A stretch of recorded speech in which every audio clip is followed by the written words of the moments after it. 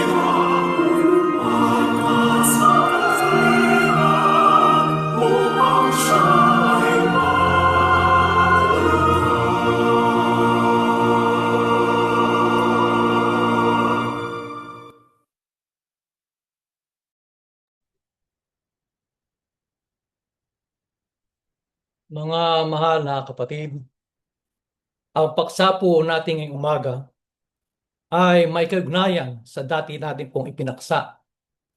Yan po yung katapatan at kataksilan kay Yahuwah. Katapatan po na sinusukat sa paraan na si Yahuwah lang po ang nag-iisa at tanging Diyos na dapat sambahin ng tao at wala na pong iba. Ito po ay yung tinatawag na monotheology. Malino din na kanyang ipinahayag sa Isaias 42:8, Isaias 48:11 na hindi niya po ibibigay ang kanyang kalwalatian sa iba. At ang pahayag niyan ay naangkop din po doon sa isang tao o sa kanyang nilalang. Ang matandang tipan po o lumang tipan, yan po yung karaniwang katawag ng mga Kristiyano. Pero sa mga Hudyo po, ang tawag po nila ay Tanakh, T-A-N-A-K-H. Yan po yung ebreyong Biblia at nagagamit po bilang paalala para hindi na po muling magkamali ang bayan ng Diyos at kasabay po nito ay magayag ng anino para sa mga bagay na darating. Natin po agad na mapapansin kung tayo po ay lubos na magtutuon ng ating pansin sa ating pag-aaral. At sa ganyang pong paraan, hindi natin mapapansin na medyo may kahabaan po ng kaunti yung ating pag-aaral ngayon. Ang paksa po ng ating pag-aaral ngayon ay ang kaharian ng bayang Israel. Yan po ang kasaysayan ng ating pag-aaralan, pero nakatuon lang po yan dun sa bahagi mula po sa paghahari ni Solomon na siyang anak ng haring si David. Kaya magsimula po tayo ng ating pag-aaral, mga kapatid. Ano ang pahayag na hula patungkol sa bayan ng Israel? Dito po sa unang hari, sa first slide, sa kanyang 11, 31, 32 at 36, ganito po ang ating mababasa, mga kapatid. Pagkatapos, sinabi niya kay Jeroboam, kunin mo ang 10 piraso nito dahil ganito ang sinasabi ni Yahuwah, ang Diyos ng Israel. Kukunin ko ang kaharian ni Solomon at ibibigay sa iyo ang 10 lahi nito. Ngunit, alang-alang kay David na aking lingkod at sa lungsod ng Jerusalem na aking hinirang sa lahat ng lungsod ng Israel, ititira ko ang isang lahi kay Solomon. Bibigyan ko ng isang lahi ang kanyang anak para ang kani David na aking lingkod ay magpapatuloy sa paghahari sa Jerusalem, ang lungsod na aking pinili para parangalan ako. Ano po ang pahayag na muhula patungkol sa bayan po ng Israel? Sabi diyan, kukunin kay Solomon yung bayang Israel at haatiin ang bayang Israel sa 2 bahagi. Ang 10 lahi po ay mapupunta po kay Jeroboam. Sino po ba si Jeroboam? Si Jeroboam po ay Israelita. Kasama po siya o kaanib dun sa lahi ng Ephraimita. Siya po ay nagsilbing mahusay na opisyal doon sa pamamahala sa paghari ni Haring Solomon. Kaya po, sino po ang nagpahayag ng hulang ito? Ang pangalan po niya ay si Ahijaz. Si Ahijaz po ay propetang taga Silo o taga Shiloh. Yung po nung unang panahon niya, yung po yung center ng pagsamba sa kasaysayan ng Israel na may kaugnayan po sa panahon po ng tabernakulo. Siya po ang propeta na nanghula ng paghahati na nagkakaisang kaharian ng Israel sa 2 kaharian. Ano po ang dahilan kung bakit hinulaan ang paghahati ng bayang Israel? The same slide, ganito po ang ating mababasa. Sa unang hari, 11:9 Gs, 11 at 12 po. Nagalit si Yahuwah kay Solomon dahil tinalakuran niya si Yahuwah, ang Diyos ng Israel, na nagpakita sa kanya 2 beses. Kahit binalaanan niya si Solomon na walang sumunod sa ibang mga Diyos, hindi pa rin sumunod si Solomon sa kanya. Kaya sinabi ni Yahuwah kay Solomon, dahil hindi mo tinupad ang ating kasunduan at ang mga utos ko, Pero dahil sa iyong amang si David, hindi ko ito gagawin habang buhay ka pa. Gagawin ko ito sa panahon ng paghahari ng iyong anak. Ano po ang dahilan kung bakit hinulaan ang paghahati ng bayang Israel? Malinaw po kung pagkakabasa natin mga kapatid, dahil hindi tinupad ni Solomon yung kasunduan ng mga Israelita kay Yahuwah. Ano po ba yung kasunduan ng mga Israelita kay Yahuwah? Malinaw. Gaya ng pag-aaral natin dati, yung kasunduan na huwag magkakaroon ng ibang Diyos liban po kay Yahuwah. Utos na hindi tinupad ni Solomon. Ang sabi sa talata, tinalikuran ni Solomon. Ay ibig sabihin, nagtaksil si Solomon kay Yahuwah. Sa anong kadahilanan po? Ay sa pamamagitan ng pagsunod sa ibang mga Diyos. Napansin niyo ba? Mga Diyos. Ay maraming ibang Diyos ang pinag-uusapan dito mga kapatid. Patuloy pa ding sumunod si Solomon doon sa ibang Diyos kahit kahit binalaan na. Kahit may warning na siya galing kay Yahuwah. Kaya kung si propeta po, Hijas ang nagpahayag ng pagkakati sa Israel, siya din po ang nagpahayag o nagbigay ng detalye ng paghahati sa kaharian ng Israel.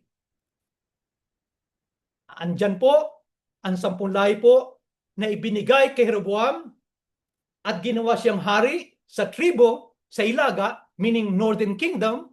Yung po ang mga key phrase natin. Northern Kingdom ay tinatawag na Israel o minsan po ay tinatawag na Ephraim. At sabi pa, ititira naman yung isang lahi para doon sa isang anak ni Solomon. Ano ang pangalan ng anak ni Solomon na siyang pagtitira ng isang lahi? Ang pangalan po niya ay si Rehoboam. Siya po ang nanatili sa timog o doon sa Southern Kingdom. So we talk about two kingdoms po mga kapatid. Sa North, Northern Kingdom, and sa South, sa Southern Kingdom. Kananiwang binilang kaharian ng Huda, dito po nang gagaling yung katawagan na Hudyo, Huda. Doon po nang galing salitang Hudyo o the term o katawagan na Jew. Dito po sa Southern Kingdom mga kapatid, napasama yung lipi ni Benjamin o Benjamin. Bakit po? Sa patalipi po ng Benjamin ay geopolitical tsaka geographically wise malapit po sa Huda. Kaya ang kumakatawan ngayon doon sa Southern Kingdom ay 2 lipi. Lipi ni Huda, lipi po ni Benjamin. Kaya 2 lipi o tribo sa Southern Kingdom, 10 po na tribo doon sa Northern Kingdom. Ngayon, yung Northern Kingdom po, pinag-aharian ni Jeroboam. Sa Southern Kingdom, pinag-aharian po ni Rehoboam naman. Ngayon, ano po ang mga pangyayaring naganap doon sa Ilagang Kaharian, doon sa Northern Kingdom, na pinag-aharian po ni Jeroboam? Basahin po natin sa next slide, sa unang hari, 12:26-33. At sinabi ni Jeroboam sa kanyang sarili, ngayon may babalik ang kaharian sa sambahayan ni David. Kapag ang bayang ito ay umahon upang maghandog ng mga alay sa bahay ni Yahuwah sa Jerusalem, ang puso ng bayang ito ay babalik sa kanilang Panginoon. Sa makatwid ay kay Rehoboam na hari sa Uda. Ako'y papatayin nila at babalik sila kay Rehoboam na hari ng Juda. Kaya ang hari, si Jeroboam, ay humingi ng payo at gumawa ng 2 guyang ginto. Sinabi niya sa kanila, kalabisan na sa inyo ang pumunta pa sa Jerusalem. Masdan mo, Israel, ang iyong mga Diyos na nagdala sa inyo mula sa lupain ng Egypto. Inilagay niya ang isa sa Bethel, ang isa sa Kisadan. Ang bagay nito ay naging kasalanan sapagkat ang bayan ay umahon upang sumamba. Sarap na nasa Bethel at nagtungo rin sila sa Dan. Gumawa rin siya ng mga bahay sa matataas na dako at nagtalaga ng mga pari mula sa taong bayan na hindi kabilang sa mga anak ni Levi. Si Jeroboam ay nagtakda ng isang kapistahan sa 11 araw ng 8 buwan gaya ng kapistahan sa Huda at siya'y naghandog sa ibabaw ng tambana. Gayon ang ginawa niya sa Bethel na kanyang hinahandugan ang mga guya na kanyang ginawa at kanyang inlagay sa Bethel ang mga pari na matataas sa dako na kanyang ginawa. Siya umakyat sa dambana na kanyang ginawa sa Bethel ng ikalabing araw ng ikwalong buwan, sa buwan na binalak ng kanyang sariling puso. Nagtakda siya ng isang kapistahan sa mga anak ni Israel at umakyat sa dambana upang magsunog ng insenso. Tanong mga kapatid, ano ang mga pangyayaring naganap sa Hilagang Kaharian, yung Northern Kingdom po, na siyang pinaghaharian ni Jeroboam? I-summarize po natin. Napansin ni Jeroboam, yung kanyang nasasakupan sa kanyang kaharian, yung Northern Kingdom, ay bumababa dun sa Jerusalem. Nasaan po ba yung Jerusalem? Nasa Southern Kingdom. Ano ang meron sa Jerusalem kaya yung kanyang nasasakupan ay bumababa dun sa Southern Kingdom? Sapagkat nandun po sa Jerusalem yung templo na siyang pinagsasambahan ng mga Israelita. Kaya matapos maging hari ng mga tribo Silaga, itong si Jeroboam sa Northern Kingdom, nakita niya, yung mga tao ko patuloy na sumasamba doon sa Jerusalem, doon sa templo. Bakit po? Sabi sa unang hari ni Yahuwah, yung Jerusalem ang lungsod na aking pinili para parangalan ako. Kaya naisip niya, kapag ginagawa ito ng maraming pinaghaharian niya, anong konklusyon niya? Ay babalik yung katapatan ng aking pinaghaharian dun sa hari ng Southern Kingdom na si Rehoboam. Kaya ang naisip niya ay mawawala yung aking kaharian, mawawala yung aking paghahari. Nag-iisip na siya po ng self-preservation, kumbaga. Kaya anong ginawa po ni Rehoboam? Sa nabasa natin, gumawa siya ng reformation o reforms, pagbabago sa reliyon. Ano ang kanyang dahilan? Para sabi, ilihis ni Rehoboam yung pagsamba ng Israel. Paano inilihis? Ililigaw. Bibigyan ng ibang daan. Ano ang ginawa ni Jeroboam para ilihis ang daan na patungo sa pagsamba sa Jerusalem? Ang ginawa niya, nagpagawa siya ng 2 gintong guya. Inilagay niya sa Bethel sa Dan. Ano pa sinabi niya sa kanyang pinagarian? Sabi niya, itong 2 guyang ito, yan ang ating Diyos. Yan ang Diyos na nag-ahon sa atin mula sa Ehipto. Matatandaan niyo po ba, kapatid? Yung unang pagtataksil ng Israel doon sa Mosaic Covenant, pagbaba ni Moises, nagpatayo sila ng isang guya. Ano sinabi? Ikaw ang Diyos na nagligtas sa amin mula sa pagkakabiyag namin sa Israel. Anong ginawa ni Jeroboam? Ang ginawa niya, hindi isa. Ano pa? Ginawa niya 2. Ano pang ginawa niya? Nagtatayo siya ng altar. Nagpatayo siya ng dambana. Doon sa matataas na bako. Ano ang reason? Para sambahin yung mga Diyos-Diyosan nila. Ano pang ginawa? Nagtalaga sila ng mga pari. When we say pari, hindi po yung Catholic priest. Ito yung priest ng panahon mga Israelita. Nagtayo siya ng mga pari na hindi Levita. Ano po yung Levita? Ang Levita po ay tribo ng Israel. Wala pong ginagawa kundi mamahala sa mga pagsamba ng Israel kay Yahuwah. Kaya anong ginawa ni Jeroboam? Nagbigay siya ng fake na Levites. Kita niyo po? Kaya sa kanyang self-preservation, mga kapatid, he made a lot of religious reforms. For the good and for the bad. But this time, nagtayo siya ng Diyos-Diyosan, 2 guyang bata. It's even for the worse ang kanyang pagpapasya. Ngayon, tanong natin, ano ang nagpalubha sa paghahari ni Jeroboam? Sa kanyang pagpapasya na gumawa ng mga Diyos-Diyosan. Sa next slide po, ganito po ating mga basa. 2 Kronika, 11:13-14-6. At ang mga saserdote at mga Levita na nangasa buong Israel ay napasakop sa kanya na mula sa kanilang buong hangganan. Pinag-uusapan natin dito po yung mga priest, yung mga Levita na nasa Northern Israel na pinagharian po ni Jeroboam. Tuloy pa, sa 14. Sapagkat iniwan ng mga Levita ang kanilang mga nayon at ang kanilang pag-aari at nagsiparoon sa Huda at Jerusalem sapagkat pinalayas sila ni Jeroboam at ng kanyang mga anak na huwag nilang gagawin ng katungkulang pagkasaserdote kay Yahuwah. Ano po ang nagpaluba sa paghahari ni Rehoboam sa kanyang pagpapasya na gumawa po ng mga Diyos-Diyosan? Sabi, iniwan ng mga priest, ng mga Levita, yung kanilang lupain sa Northern Kingdom. They gave it up. Anong ginawa nila? Nagsilipat doon sa Jerusalem. Ano pa nangyari? Ay marami sumusunod mula sa Northern Kingdom papunta sa Jerusalem. Bakit po? Ay gustong sumambay. Gustong dumulog. Gustong makapaghandog na mahandog kay Yahuwah. Si Yahuwah po kasi, yun ang Diyos na kanilang ninuno. Kaya, ang pangyayaring to, tumibay yung kaharian ni Rehoboam doon sa Southern Kingdom. Nung ito po'y tumibay, anong nangyari sa Northern Kingdom mga kapatid? Ay humina sa kanya. Kaya dito pa napututunayan mga kapatid, yung Huda ay nagkaroon ng 12 tribes of Israel.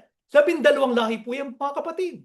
Ang tanong natin muli, ano ang ibinunga ng mga ginawang pagbabago na ginawa ni Jeroboam sa kanyang kaharian? Ano kaya ibinunga nito? Ano kaya resulta? Sa next slide, ganito po mga basa. Unang hari, 12:30, unang hari, 14:16. Ganito po ang ating mabasa. Ang ginawang ito ni Jeroboam ay naging dahilan ng pagkakasala ng mga Israelita. Pumupunta pa sila kahit sa daan para sumamba roon.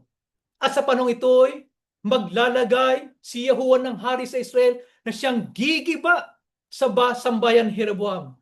Parurusahan ni Yahuwah ang Israel, ang Northern Kingdom, hanggang sa manginig sila tulad ng talahib na lumahapay-hapay sa agos ng tubig.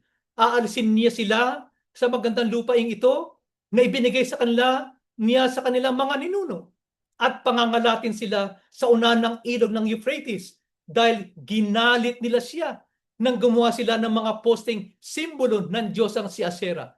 Pababayaan niya sila dahil sa kasalanan ni Jeroboam na naging dahilan ng pagkakasala ng mga Israel. Ano po ang binunga ng mga ginawang pagbabago na ginawa ni Jeroboam doon sa kanyang kaharian, doon sa Northern Kingdom? Sabi po tinawag ng Biblia, tinawag ng kasulatan na kasalanan.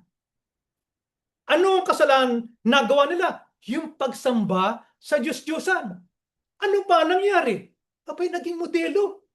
Naging huwaran ng paulit-ulit ng pagkakaligaw ng Israel. Kaya yung pasya ni Haring Rehoboam ay, naging pattern na sa paulit-ulit na ginagawa ng bayang Israel yung pagsamba nila sa Diyos-Diyosan na hiratin na mga kapatid. Kaya, nagbunga ito ng kalagayan, pangkaraniwan na. It all became normal na po. Wala nang pagbabago. Hindi nakita yung tunay na pagsamba kay Yahuwah. Kaya kung mababasa natin sa Hosea, mga kapatid, binalaan yung propeta. Yung Israel, laban to sa idolatria. Pero kung gaano kadalas yung pagbababala, ganun din po kadalas na hindi sila nakikinig. Tuloy pa natin yung kwento. Nagpahayag muli ang propetang si Ahijah. Sino po ba yung Ahijah? Muli, siya po yung nagpahayag na hahatiin yung bayang Israel sa dalawa. Ano naman ang kanyang pahayag ngayon? Sabi niya, hahampasin ni Yahuwah ang Israel, yung Northern Kingdom. Bubunutin sila mula sa mabuting lupain ito na ibinigay sa kanila ng mga ninuno at pangangalatin sila sa kabila ng ilog. Bakit po? Anong dahilan? Ang sabi sa tala, dahil iniwan nila si Yahuwah. Iniwan nila at sumunod sa mga iba't ibang Diyos. Nagpatuloy sila sa pagsuway doon sa hinatulan, yung hilagang kaharian. Kaya ano nangyari? Yung Israel po, yung Northern Kingdom, bumaksak. Ano pa nangyari? Napasama sila sa pagkakabihag. They were exiled. Ipinangalat sila sa pamamagitan ng pahayag ng propeta na pinadala ni Yahuwah. Kaya yung populasyon nila, mga kapatid, iba't ibang lugar ang pinagdala. Sa mga lupain ng mga Assyrio, they become exiles. Kaya sa pagkakataong ito, mga kapatid, yung hilagang kaharian, yung Northern Kingdom na tinatawag, hindi na muli lumitaw. Yung mga natirang tao sa lupain yun, ay nakihalo na sa mga dayuhan. Yung dayo na kahalo nila, yun ang naging kabilang doon sa mga taong tinatawag na Samaritano. Kaya dyan sa Northern Kingdom, at its closing, mga kapatid, nawasak bilang kaharian. Dinala sa pagkakabihag. Nawala ang Israel, yung kanilang pambansang pagkakilanlan. Kumbaga, sa katawagan natin, nabura sa mapa. Ngayon, punta na natin yung Southern Kingdom. Because that's the end of the Northern Kingdom. Kamustahin naman natin yung Southern Kingdom. Tanong, habang ang hilagang kaharian o Northern Kingdom po ay nahuhulog sa idolatria, ano naman kaya ang nangyari dun sa Huda, sa Southern Kingdom, sa parehong panahon? Sa next slide po, ganito ating mababasa. Unang Hari, 14:22. At gumawa ang Huda ng masama sa paningin ni Yahuwah at kanilang minungkahi. Yung minungkahi, sa English po, they provoke. At kanilang minungkahi siya sa paninimugo sa pamamagitan ng kanilang mga kasalanan na kanilang nagawa, na higit kaysa lahat na ginawa ng kanilang mga magulang. Jeremias, huwag kayong sasamba at maglilingkod sa mga Diyos, at huwag niyo akong gagalitin sa pamamagitan ng mga Diyos-Diyosan na ginawa lang ninyo. Pero hindi ko kayo parurusahan. Pero hindi kayo nakinig kay Yahuwah. Lalo niyo pa nga siyang ginalit sa pamamagitan ng mga ginawa niyong Diyos-Diyosan. Kaya kayo na rin ang nagdala ng parusang ito sa sarili niyo. At kahit na patuloy pang nagpapadala sa inyo si Yahuwah ng mga lingkod niyang propeta, hindi niyo pa rin pinansin at hindi rin kayo nakinig. Habang ang hilaga po kaharian, bumaksak, naging exiled, nahulog sa idolatria, ano man po nangyari sa Huda sa parehong panahon? The same thing. Nahulog din sila doon sa parehong kasalanan na ginawa nung hilagang kaharian, nung Northern Kingdom. Ano pa? Iminungkahi. Pinaboke nila si Yahuwah sa paninibugo. Anong ibig sabihin nun? Kung matatandaan niyo sa Exodo 25, sabi niya, huwag ang Diyos si Yahuwah ay mapanibiguin. Bakit po? Sapagkat ayaw niyang may kapantay siya. Ayaw niyang may Diyos-Diyosan na kinikilala ang kanyang bayan. Kaya gumawa ng kasamaan ang lipi ni Huda. Ano ang mabigat?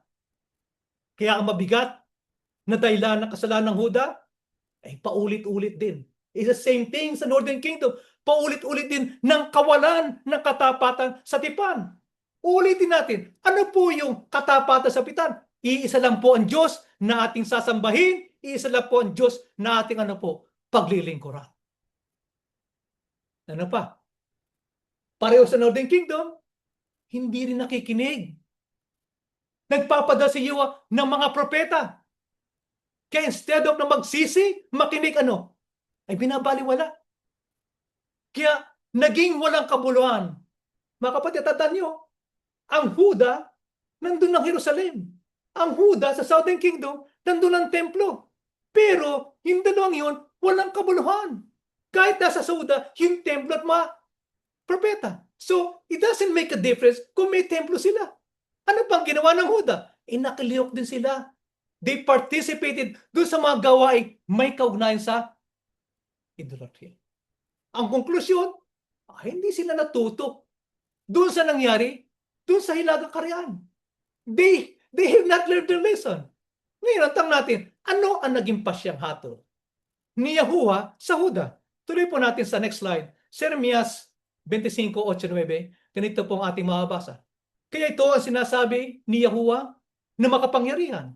Sapagkat hindi kayo nakinig sa mga sinabi ko, ipapasalakay ko kayo sa mga sundalong galing sa ilaga na pinangungunahan ng lingkod kong si Haring Nebukadnezar ng Babylonia.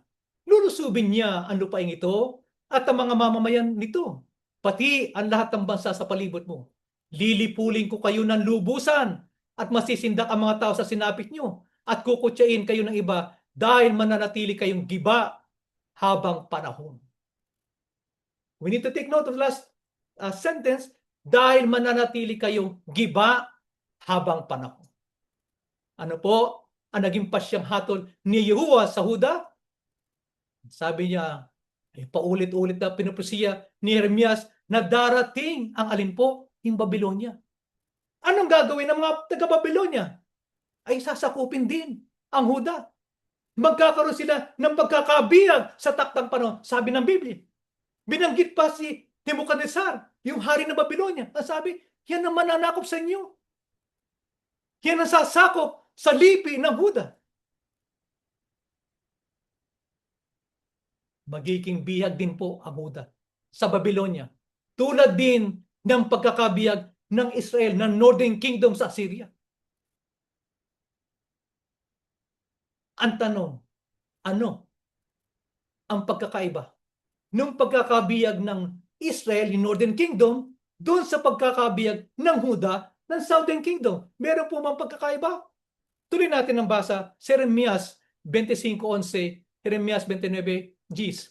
At ang buong lupain ito ay magiging sira at katigilan. At ang mga bansang ito ay maglilingkod sa hari sa Babylonia na 70 taon. Sapagkat ganito ang sabi ni Yehowa, pagkatapos na maganap ang 70 taon sa Babylonia, aking dadalawin kayo at aking tutuparin ang aking mabuting salita sa inyo sa pagbabalik sa dakong ito. So, ang difference po, yung pagkakabihag ng Huda, ng Southern Kingdom, ano po? Merong palugit. Merong expiration date. Ano po ang binigay na palugit? Ay 70 taon. Hindi katulad ng pagkakabihag ng Israel, ng Northern Kingdom. Ano po? Tuloy yan sila nangalat eh. Hindi na muling lumitaw. Naglaho na nga. Ano ang tunay na kadahilanan kung bakit hindi pinayagan po ni Yahuwah na ang pagkakabihag po doon sa Huda, sa Southern Kingdom, ay matulad doon sa pagkakabihag ng Israel sa Northern Kingdom? Ano kaya ang tunay na kadahilanan? Ituloy pa natin sa Ikalawang Hari, sa 8:19, ganito po ang ating mababasa. Pero, dahil kay David, hindi winasak ni Yahuwah ang Huda dahil nangako si Yahuwah na hindi mawawalan si David ng angkan na maghahari magpakailanman. Ano po ang tunay na kadahilanan kung bakit hindi pinayagan ni Yahuwah na ang pagkakabihag ng Huda ay matulad sa pagkakabihag ng Israel? Sapagkat may pangako si Yahuwah. Anong pangako ni Yahuwah? Sabi, hindi mawawalan si David ng ano? Ng angkan. Yung angkan ni David na maghahari magpakailanman. Sino po ang inaanino nung angkan ni David na maghahari magpakailanman? Palay ko, binasa nyo ng ususunod na tatlata, same slide. Ito ang talaan ng mga ninuno ni Yosya, ang Kristo na mula sa angkan ni David, na mula naman sa lahi ni Abraham. Sino po yung inaanino? Ay, yung Kristo. Yung Kristo nasa lahi ni David. Kaya pag nawala yung angkan ni David, walang Yahusya. Walang Kristo na darating. Kaya ang dahilan kung bakit hindi pinayagan ni Yahuwah na mawala totally yung bayan ng Huda. Ngayon, if that's the case, kung magkaganon, ano po ang ipinasya ni Yahuwah na kanyang gagawin sa Huda, yung Southern Kingdom po? Ano kayang pasya niya? Tuloy natin sa next slide, Jeremias 24:5 po at 8. Ganito po ang ating mababasa. Pagkatapos, nagtanong sa akin si Yahuwah, Jeremias, anong nakita mo? Sumagot ako, mga igos po. Doon po ay figs sa English. Ang iba ay maganda at sariwa, pero ang iba ay bulok at hindi na makakain. Pagkatapos sinabi sa akin ni Yahuwah, ako si Yahuwah ang Diyos ng Israel, ay nagsasabing ituturing kong parang magagandang igos, good figs sa English, ang mga Israelitang ipinabiyag ko sa mga Babylonia. Good fig po ang tawag doon sa na-excel sa Babylonia. Pero si Haring Sedekia ng Huda ay ituturing kong parang bulok na igos, na bad figs, na hindi na makakain. Pati ang mga pinuno niya at ang lahat ng mga Israelitang natitirang buhay sa Jerusalem o sa Ehipto. Kung magkaganon po, anong ipinasya ni Yahuwah na kang ganyang gagawin sa Huda? Ang ginawa niya ay nagbukod siya. Pinagbukod po niya yung mabuting igos, yung good figs, at saka dun sa bad figs o sa mga igos. Sa pamamagitan po ng ano? Nagpakita siya ng pangitain kay Propeta Jeremias. Ginamit ni Yahuwah yung larawang ito upang ipakita po yung pagkakaiba ng dalawang grupo ng bayan. Nakita po yung separation ng dalawang bayan. Sino po ang itinuturing ng mabuting igos o good figs? Ayun po yung mga Israelitang ipinabiyag ni Yahuwah dun sa Babylonia. Sino naman po ang masamang igos o bad figs?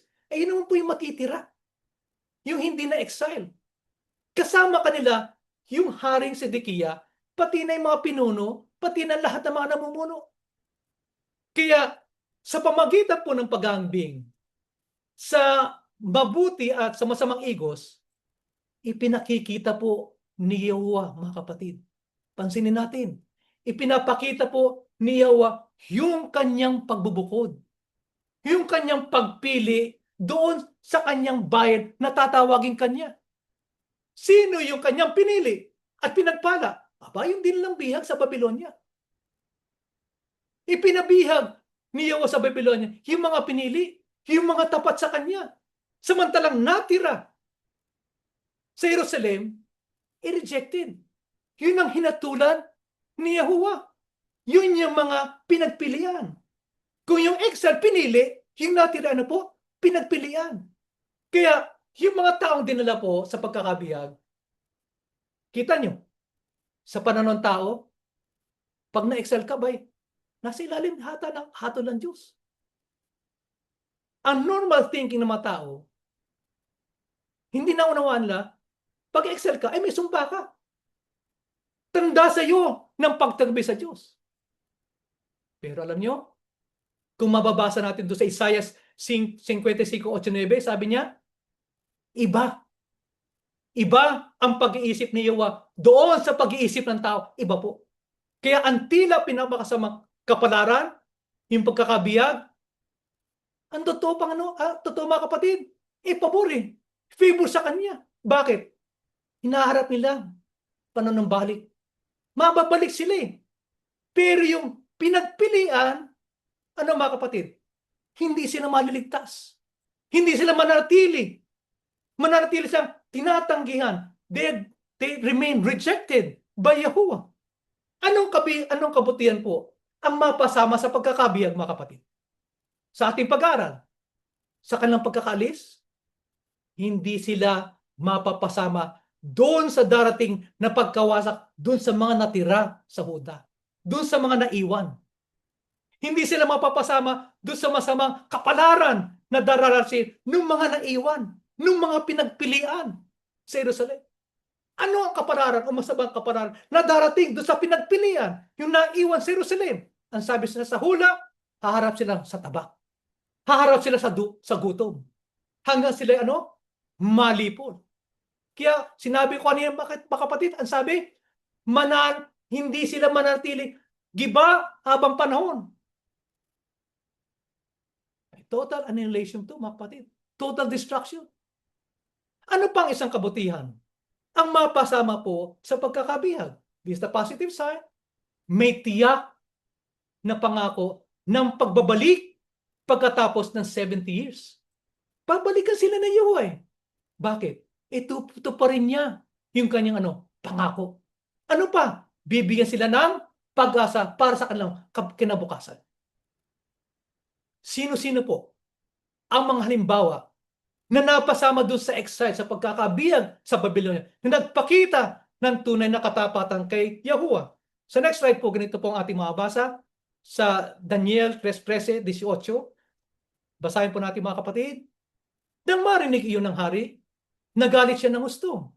Kaya ipinatawag niya sina Shadrach, Meshach at Abednego. Ngayon, inuutusan ko kayong sumamba sa rebulto kapag narinig nyo ang tunog ng mga instrumento. Dahil kung hindi, ipapatapon ko kayo sa naglalagaglab na hurno. Tignan natin kung may Diyos na makapagliligtas sa inyo. Sumagot silang tatlo, Mahal na hari, wala po kaming masasabi tungkol dyan. Kung talaga pong ganyan ang mangyayari, ililigtas kami ng Diyos na aming pinaglilingkuran mula sa naglalagablab na hurno. Ililigtas niya kami mula sa inyong mga kamay. Pero, kung hindi man niya kami iligtas, gusto naming malam mo na hindi pa rin kami maglilingkod sa inyong mga Diyos o sasamba sa ribultong ginto na ipinatayo niyo. Meron po bang halimbawa na napasama sa pagkabiyag sa Babylonia na nagpakita ng tunay na katapatan kay Yahweh? Ay, meron. Sino yun? Yung tatlong Hebreo. Ano ang kanilang paninindigan bilang katapatan nila kay Yahweh? Sabi, kahit magbunga ito ng kanilang kamatayan, mga kapatid. Anong pag-asa nila? Umaasa sila na ililigtas nila ni Yahuwah dahil matapat siya sa kanya. Pero ang kanilang paninindigan, mga kapatid, pansinin nyo, walang pasubali, walang kondisyon ang kanilang katapatan kay Yahuwah. Bakit ang sabi? Iligtas man kami o hindi ni Yahuwah, mananatili kaming tapat sa kanya. Hindi kami sasamba sa ibang Diyos. Kaya makita niyo, mga kapatid, yung katapatan kay Yahuwah, hindi tayo nagbibigay ng kondisyonis, mga kapatid. Na kapag ganito, sasamba kami sa iyo. Pag ganito, hindi kami sasamba sa iyo. Pag ganito, magiging tapat kami sa iyo. Pag ganito ginawa sa amin, hindi kami magiging tapat sa iyo. Tulad din yan ni Job, mga kapatid. Ang sabi niya, tatanggap pa tayo ng mabuti at hindi masama sa Diyos. Hindi tayo po nagbibigay ng kondisyon sa Diyos. Ang Diyos na makapangyarihan sa lahat, si Yahuwah ang kanyang pangalan, siya ang nagbibigay ng kondisyon sa kanyang mga piniling bayan. Ano pa ang naghayag ng tunay na katapatan ng tatlong Hebreo? Tuloy po natin ang basa sa Daniel sa 1:7 at Daniel 2:49. Pinalitan ni Asinas ang kanilang mga pangalan. Si Daniel ay pinangalan ng Belteshazzar, si Hananiah ay Shadrach, si Misael ay Meshach, at si Azaria ay Abednego. Hiniling ni Daniel sa hari na itinalaga si Shadrach, Meshach at Abednego bilang katulong niya sa pamahalan ng lalawigan. Pumayag naman ang hari at namalagi si Daniel sa palasyo ng hari. Ano pa po naghayag ng tunay na katapatan ng tatlong Hebreo? Aba, ang ginawa ng Babylonia, the government, binago yung kanilang pangalan. Binigyan sila ng Babylonian names. Para ano? Para mapalitan yung pag-iisip. Baguhin yung kanilang pagkakilala. Bilang bihag sa Huda. Magiging tapat sila doon sa imperyo ng Babylonia. Mabuburay katapatan nila kay Yahuwah, yung Diyos na kanilang pinaglilingkuran. Yung kanilang identity, mga kapatid. Nawa napapalitan yung culture nila, na makapalitan yung religious system nila sapat ipina-adapt sa kanila yung system of religion doon sa Babylonia. Ano pa? Alam nyo, sa mga Israelita, mahalaga yung kanilang pangalan eh. Bakit? Sapagkat yung pangalan na naka-attach yun. May pagkakalantipan yun. Attachment yun sa pangalan po ng Diyos, sa pangalan ni Yahuwah. Kaya pinalitan eh. Pero, ang mapabasa nyo, mga kapatid, hindi nagtagumpay. Maaaring na bagay paligid, maaaring na bagong culture, pero yung katapatan ng panloob, mga kapatid, hindi na bago. Nanatili silang tapat, nanatili silang naglilingkod kay Yahuwah bilang iisang Diyos. Kaya, ang tunay na lingkod ng Diyos, mga pinili ng Diyos, mga kapatid, kahit saan dako tayo mapunta, mga kapatid, kahit saan dako tayo mapadpad, ang pipiliin natin ay si Yahuwah. Hindi mababago yung ating pangloob na katauhan. Hindi po mababago yung puso nating tapat kay Yahuwah, kahit saan po tayo mapunta, mga kapatid. Sino pang isang mabuting halimbawa na nagpakita ng tunay na katapatan kay Yahuwah tulad ng tatlong Hebreo? Basahin po natin sa next slide, sa Daniel 6:33 po at 13 po. Nang malaman ni Daniel na lumagda ang hari, umuwi siya at pumunta sa kanyang silid na nasa itaas na bahagi ng bahay. kung saan nakabukas ang bintana na nakaharap sa Jerusalem. Doon lumuhod siya, nanalangin at nagpasalamat sa Diyos. 3 beses sa isang araw ayon sa kanyang nakagalan. Sinabi ni Lasari, si Daniel na isa sa mga biyag mula sa Huda ay hindi sumusunod sa inyong utos. Nananalangin siya sa kanyang Diyos ng 3 beses sa araw. Sino pa po ang isang mabuting halimbawa na nagpakita ng tunay na katapatan kayo tulad ng 3 Ebreo? Ay si Daniel. Anong ginagawa ni Daniel? Lumulod siya, nananalangin siya, nagpapasalamat siya, sumasamba siya kay Yahuwah 3 beses isang araw. Ano ba nangyari? Manainggit sa kanya, pumunta sa hari, mahal na hari, lumagda ka rito sa 30 araw sa isang buwan, walang sasamba kahit kaninong Diyos liban sa iyo, mahal na hari. Yung lalabag, ilalagay doon sa yungim ng leon.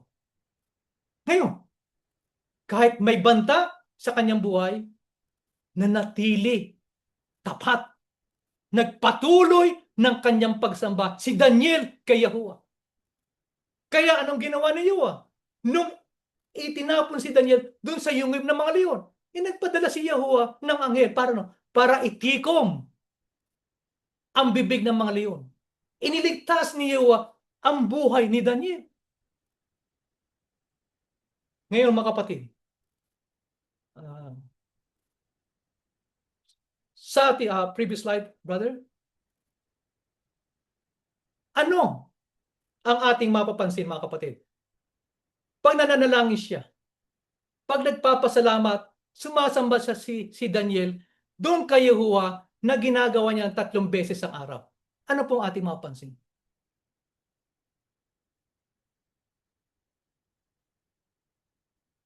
Pagsamba, pasalamat, paglilingkod, wala siyang walang templo sa panahon ng kanilang pagsamba kay Yahuwah. Wala. Patuloy ang kanyang pananalangin, patuloy ang kanyang pagsamba kay Yahuwah. Kaya yung kawalan o non-existence ng templo, pero para sumamba kay Yahuwah, hindi naging hadlang yun.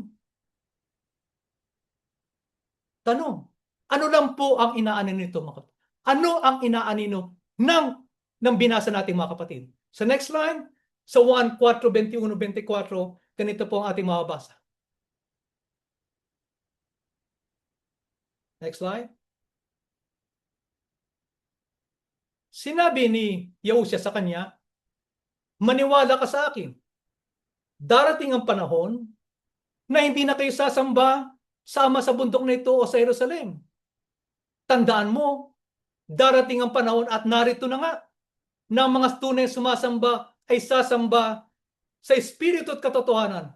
Ganito ang uri ng mga sumasamba na hinahanap ng Ama. Ang Diyos ay espiritu, kaya ang sumasamba sa Kanya ay dapat sumamba sa pamamagitan ng espiritu at katotohanan. Ano lang po ang inaanino na si Daniel ay sumamba ng walang templo? Ay na yung sinabi ng ating Panginoong Yahushua. Anong sabi niya? Aba, hindi na kayo sasamba sa Ama, sa bundok na ito. O sa Jerusalem. Anong meron sa Jerusalem mga kapatid? Nandun yung templo eh. Kaya,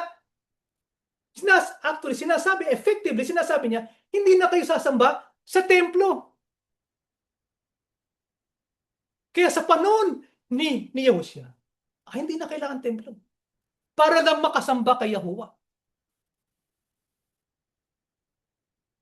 Kaya, tatanong natin, kung ganun, hindi na kailangan templo, ang tanong bakit sila nagkaroon ng gusaling o concrete edifice, yung gusali na tinatawag na templo? Bakit?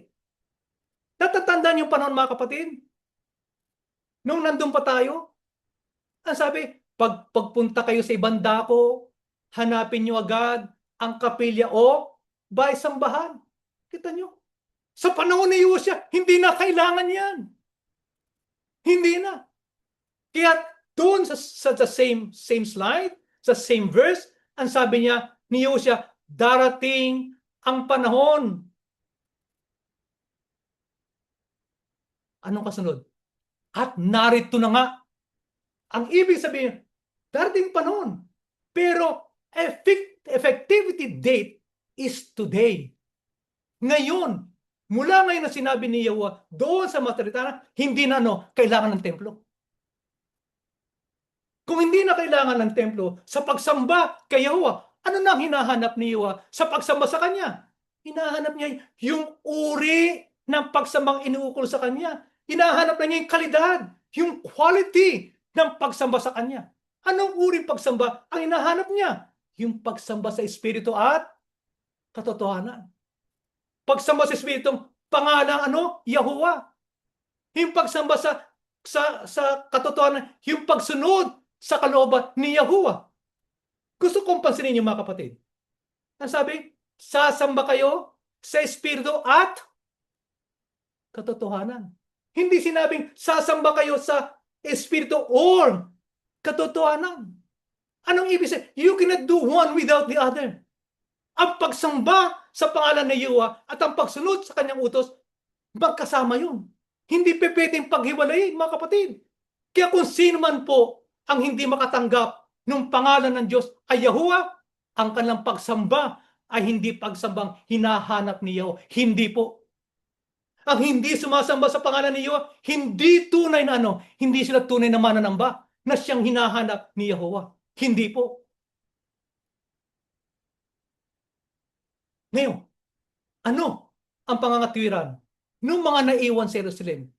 Yung masasamang igos, yung mga pinagpilian patungkol sa kahalagaan ng templo sa pagsamba. Tatandaan nyo, nandun ang templo, yun ang center nila ng pagsamba.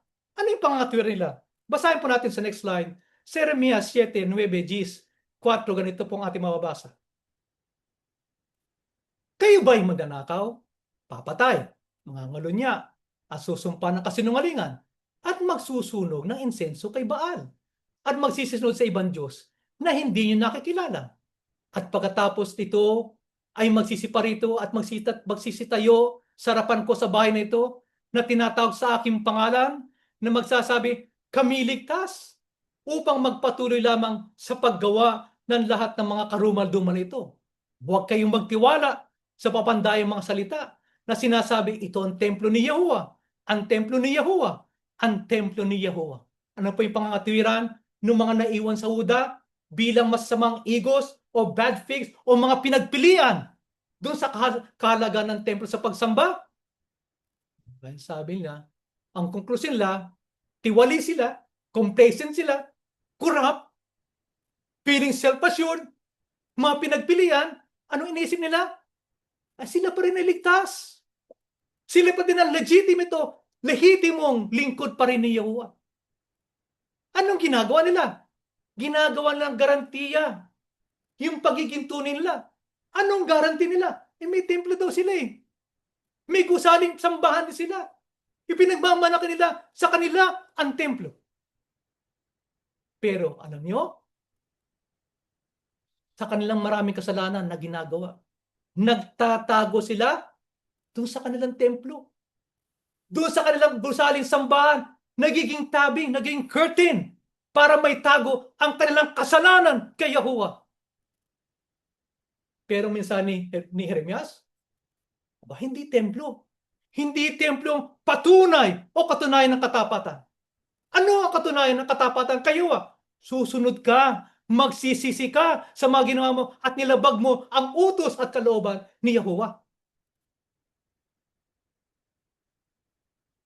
Ngayon, ano pa ang isa sa kanilang pangatwiran? Basahin po natin sa susunod 2 talata, same slide, Ezekiel 33:24, Ezekiel po 11:15. Anak ng tao, ang mga nakatira roon sa mga gibang lungsod ng Israel ay nagsasabi, isa lang si Abraham at sa kanya ibinigay ang buong lupain. Marami tayo, kaya tiyak na tayo ang nagmay-ari ng lupain ito. Anak ng tao, ang mga natitira sa Jerusalem, yung mga natira, yung mga pinagpilian, anak ng tao, ang mga natitira sa Jerusalem ay nagsasabi ng ganito tungkol sa kapwa nila Israelitang binihag. Malayo sila kay Yahuwah. Kaya sa atin na ibinigay ng Panginoon ni Yahuwah ang lupain ito. Kaya sabihin mo sa mga kasamaan mong biyag na ako, ang Panginoon Diyos ay nagsasabi, kahit ipinabiyag ko kayo at ipinangalat sa iba't ibang bansa, kasama niyo pa rin ako sa mga lugar na yon. Kaya ako, ang Panginoon Diyos ay nagsasabing, muli ko kayong titipunin mula sa mga bansa kung sa kayo nangalat at ibibigay kong muli sa inyo ang lupain ng Israel. Ano pa isa nilang pangangatwiran ng mga kapatid? Sabi nila, ginigit nila yung maninirahan, yung manatira, wasak na lugar, patapos na maalis yung good fix na eksa sa Babylonia, sabi si Abraham, isa lang marami tayo. Kung siya, nakatanggap siya ng lupain ng mana, marami tayo, more likely than not, tatanggap rin tayo ng mana. Kaya tingnan niyo mga kapatid, sinusukat nila yung pagtatamo ng mana doon sa kanilang bilang, doon sa kanilang census. Marami sila Ang konklusyon, nasa amin ang mana. Kaya sabi na, yung pag-aangkin nila, nag-aayos sila na kung ano na iwan sa kanila na. Pagkatapos maalis yung mga exile doon sa Babylonia. Hindi ba ganito din po kung tiisipin nyo, yung pahayag ng religious corporation na ating pinanggalingan? Sabi, aba, ito ang iglesia na inyong pinanggalingan. Pag umalis kayo dito, hindi nyo madadala, hindi nyo mabibitbit yung kaligtasang ipinangako doon sa religious organization. Yun ang sabi nila. Pero kanino po talaga yung mana? Tingnan nyo 17. Sabi, muli ko kayong titipunin sa mga bansa at ibibigay kong muli sa inyo ang lupain ng Israel. Para kanino po talaga yung mana? Doon ba sa natira? Doon ba sa pinagpilian? Doon ba sa inalisan nating mga religious organization? Hindi po mga kapatid. Para kanino yun? Para sa ibinukod niyo yung good figs, yung na-access sa Babylonia, yung kanyang pinili, yung kanyang remnant, para sa kanila yun, mapa, yung mana. Sila nag-aangkin. Pero ang tunay na may mana, yung ibinukod, yung itinabi ni Yahuwah para sa kanya. Ngayon, anong uri po ng buhay ang kinakaharap ng mga ibinukod o mga pinili ni Yahuwah? Kasama na po dyan yung tayo, yung mga hinuluang napakakaunting labi. Ano pong uri ng buhay na kinakaharap natin? Basahin po natin sa next slide. Jeremias 24:5. Jeremias 30:11. Ganito po ang ating mababasa. Ganito ang sabi ni Yahuwah ng Diyos ng Israel. Kung paano ang mabubuting igos gayon ko kikilalanin ang mga biyang ng Huda na aking pinayaon mula sa dakong ito na patungo sa lupain ng Makaldeo sa ikabubuti. Sapagkat ako'y sumasayo, sabi ni Yahuwah, upang iligtas ka, sapagat gagawa ko ng lubos na kawakasan sa lahat ng bansa na aking pinangalatan sa inyo. Ngunit, hindi ako gagawa ng lubos na kawakasan sa iyo, kundi sasawayin kita ng katulan at walang pagsalang, hindi kita iiwan na walang parusa. Anong uri po ng buhay ang ating kinaharap bilang kasama sa napakauting libi, bilang kasama doon sa ibinukod o pinili ni Yahuwah? Sabi, pinili niya kanyang kikilalanin. Para ano? Anong dahilan? Para sa kanilang ikabubuti. Ano pa? Sabi, magsasaway siya. Magpaparusa siya. Pero hindi nangangahulugan yung mga kapatid na iiwan niya tayo. Hindi po. Hindi niya nangangahulugan na ibibigay niya tayo doon sa lubos na pagkawasak, sa lubos na kapamakan. Tulad ng gagawin ni Yahuwah doon sa lahat ng bansa na nakapaligid sa atin. Hindi po. Kaya tanongin natin po ating mga sarili, mga kapatid. Meron pa po tayong bahid ng pag-ugali na iniwan na pinagpilian? Pinili tayo. Meron po ba tayong bahid ng pag-ugali? Anong ugali yun? Ayaw pa disiplina. Ayaw pa sasaway. Ayaw masasabihan. Hindi ba yung mga pinagpilian Ayaw matuturuan. Ayaw magbago sa mga paalala. Pagtuturo. Matigas ang puso, mga kapatid. Hindi kaya itanggi ang sarili. Ayaw magpakumbaba. Hindi mapatawad yung kapwa manampalataya kay Yahushua. Ganun pa rin ang ugali natin, mga kapatid? Dapat hindi. Yun na po iniwan natin eh. Iniwan yun. Yun ang ugali ng mga pinagpilian. Pero yung ugali ng mga pinili, iba na. Napatuturo tayo, mga kapatid. Napapasaway tayo. Napapadisiplina tayo sa pangalan ni Yahuwah. Hindi tayo nagmamatigas, mga kapatid. Parati tayo mababa ang ating kalooban. Ready and able tayo. Handa tayo itanggi ang sarili para mapatunayan natin tunay, tapat tayo kay Yahuwah. Ano pong malinaw na mga pangako para sa mga pinili, para sa ibinukod niyang mga tapat na lingkod. Sa next slide po, ganito po ang ating mababasa, mga kapatid. Sapagkat nalalaman ko ang mga pag-iisip na aking iniisip sa inyo. Sabi ni Yahuwah, mga pag-iisip tungkol sa kapayapaan at hindi tungkol sa kasamaan, upang bigyan kayo ng pag-asa sa inyong huling wakas. Kayo magsisitawag sa akin at kayo magsisiyaon at magsisidalangin sa akin at aking didingin kayo. At inyong hahanapin ako at masusupungan ako pagka inyong sisiya sa atin ako ng inyong buong puso.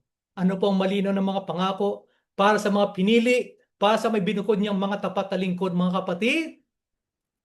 Ang sabi, alam ni Yahuwah kung ano inisip sa atin.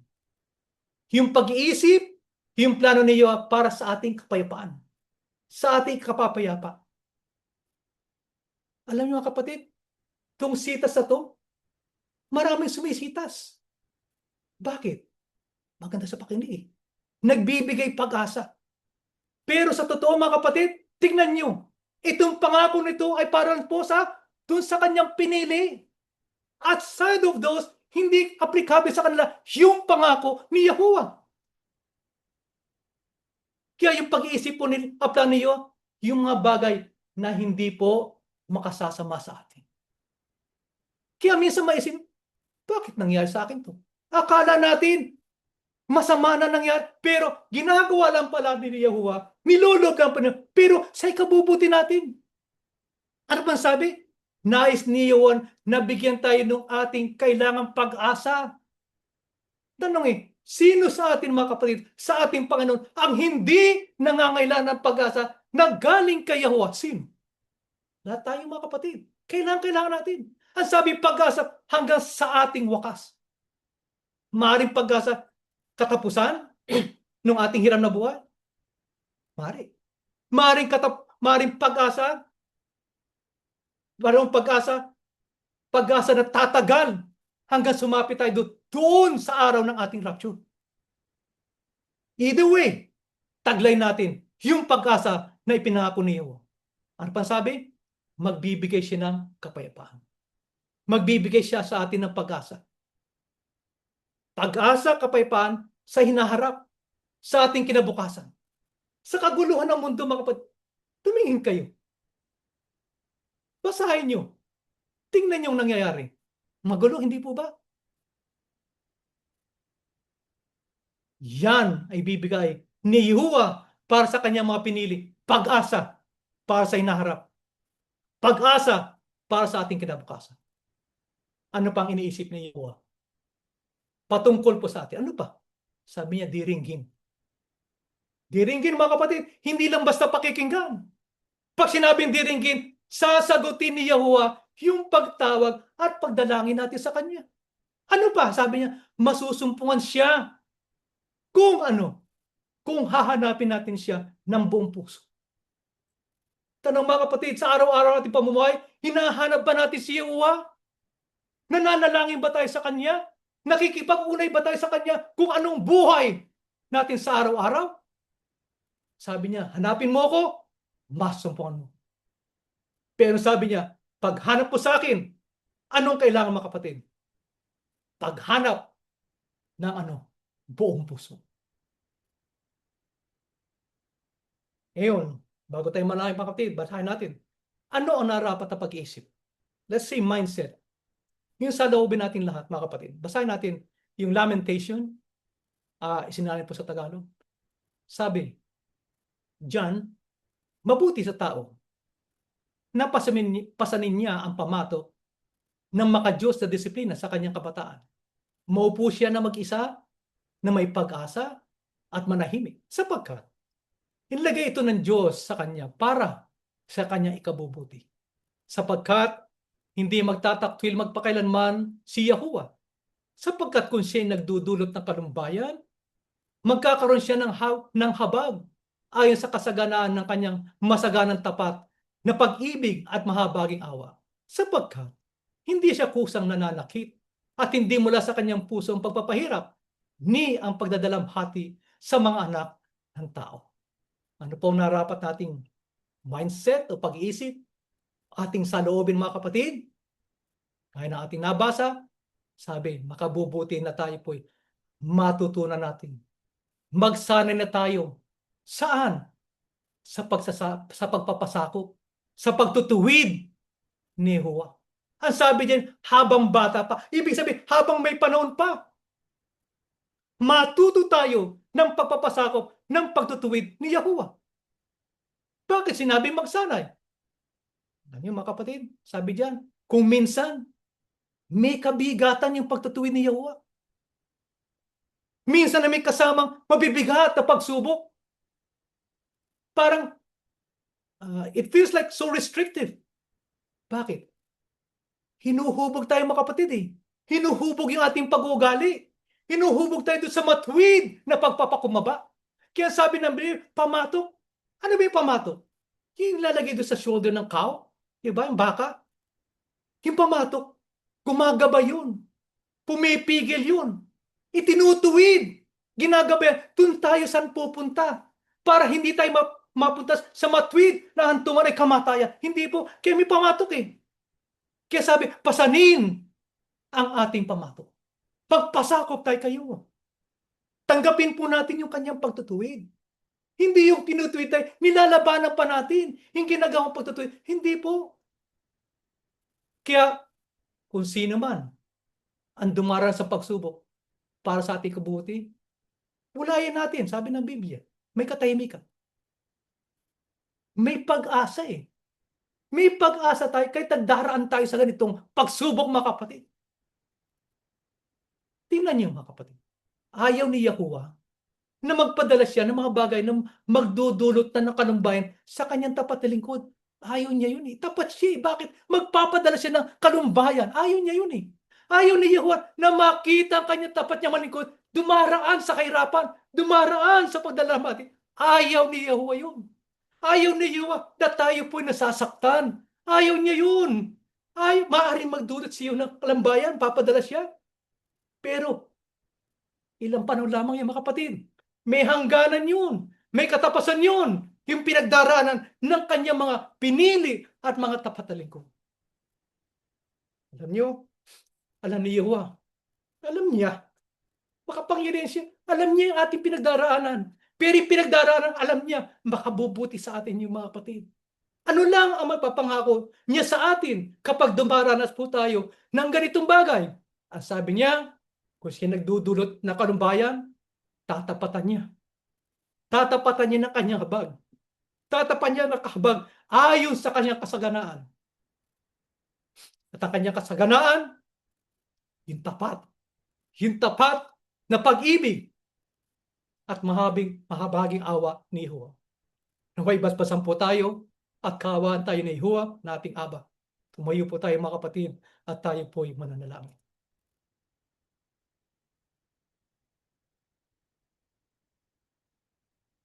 Ama namin Diyos, Yahuwah na makapangyarihan sa lahat, salamat po sa lahat sa paglilinaw mo sa amin.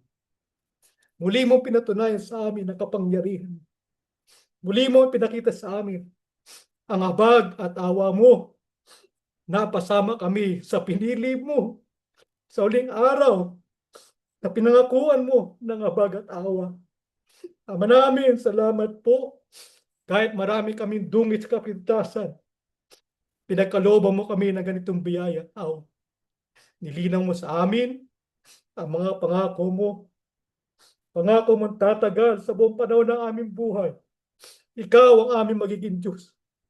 Opo, Ama namin, nakikita mo, dumaraan sa iba't ibang pagsubok ay mga anak. Napasasaway naman kami. Napatuturo naman kami sa iyo. Totoo, hindi kami magsisinungaling. Sapat nababasa mo, alam mo na aming puso. May pagkupakumbaba kami, Ama. Patawarin mo kami. Patawarin mo kami sa aming kasalanan. Pagtiyagaan mo pa kami, Ama namin, upang makapagpatuloy kami sa aming paglalakbay. Ikaw, aming inaasahan sa araw-araw ng aming buhay. Kapag nabibigatan kami, alam namin mong hindi mo sinasadya yun. Sinusubok mo lang kung gaano tatagal ang aming katapatan sa iyo. Ama namin, nangangako sa iyo. Hindi kami magtataksil sa iyo. Mananatili kaming tapat. Ang sa amin lang kapag ang kalungkutan, kamanglawan, ang bigat ang pagsubok po hindi namin makaya. At makita mo, lumuluha na kami. Makita mo, tumitingala na kami sa iyo, Ama. Pakinggan mo naman, Ama, Diyos ng langit, Yahuwa na aming tagapagligtas. Sagutin mo sana kami. Sagutin mo sana yung mga anak. Pagaanin mo sana aming pasal upang kami makapagpatuloy po sa aming mga paglalakbay sa iyo. Salamat ang lahat sa bagay na ginagawa mo sa amin. Itinatawid mo kami ng payapa araw-araw ng aming pamumuhay. Pero nakikita mo na namin ang pag-iingat mo sa amin. Hindi lamang po sa aming buhay, iniingatan mo ang aming karapatan. Iniingatan mo yung kaligtasan pangako mo sa amin. Kaya Ama namin, mula sa aming puso, pinupuri ka namin. Sinasamba ka namin. Pinaparangalan po namin ay yung marangal na pangalan. Yahuwah, Yahuwah ng aming Diyos. Tingnan mo sana ang iyong mga anak. Taklaluhan mo sana kami. Panginoong Yahushua, ipamagitan mo sana kami sa Ama. Sabihin mo sa kanyang aming pangangailangan upang pakinggan niya po ang marami po namin pakiusap sa kanya. Malaki ang aming pagtitiwala at tinanggap mo na po, Yahuwah, ang aming pagsusumamo sa iyo. Ginawa mo na po ang aming pangangailangan sa araw-araw, ang pangangailangan espiritual, ang pangangailangan pamumuhay sa araw-araw. Inihiling po namin ang lahat, Panginoong Yahuwah, sa tanging karapatan po lang ang pangalan ng aming Panginoon at pagligtas. Panginoon po namin Yesu Kristo po.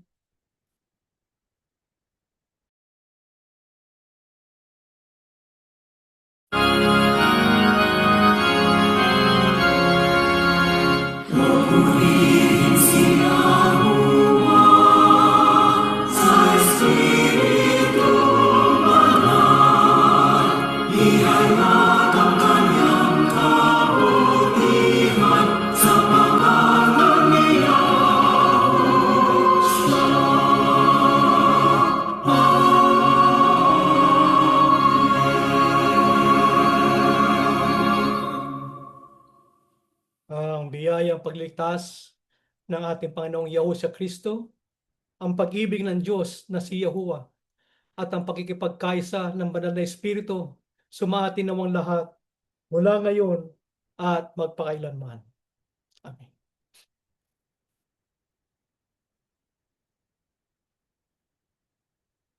Mga mananakpid, nakita niyo po yung paalala sa atin sa slide. Share po natin sa Facebook po yung ating mga pag-aaral, ano po yung mga podcast natin. Yung ating mga pagsamba, kahit yung YouTube po.